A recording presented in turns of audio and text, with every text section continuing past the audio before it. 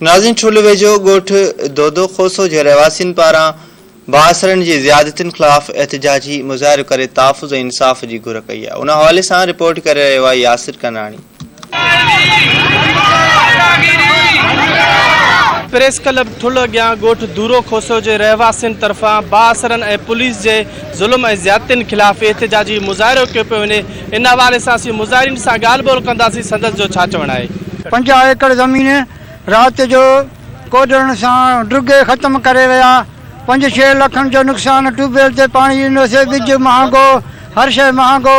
महिरबानी करे वज़ीर आला साईं मुराद अली शाह खे हुसैनी छॾाए थो, उन खे मुतालबो कयूं था त इन शर पसंदनि चोरनि गुंडनि खे लगाम ॾेई इन्हनि खे असांजो जेको आहे नुक़सानु आहे इज़ालो कयो वञे।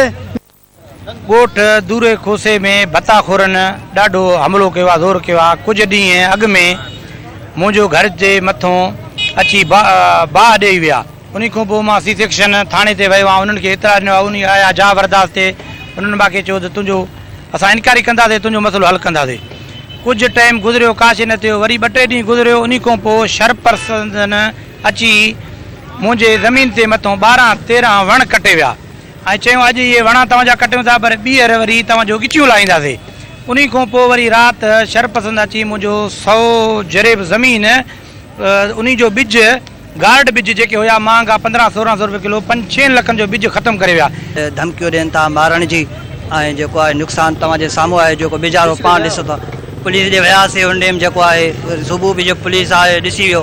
पुलिस जी हालत कोन्हे, असांखे इंसाफ़ मंज़िल नथो करे। SP साहब या जेको आहे वॾनि ऑफिसरनि खे असां जेको आहे चऊं था त असां सां इंसाफ़ कनि। हिननि SSP जैकबाद DIG लालकाणी समेत वज़ीर आला सिंध खां इहो ई मुतालबो कयो आहे त फौरी इन मामले जो नोटिस वठी करे असां सां इंसाफ़ कयो वञे। कैमरामैन अशरफ अली भट्टी सां गॾु यासिर कंडराणी, द TV न्यूज़ ठुल।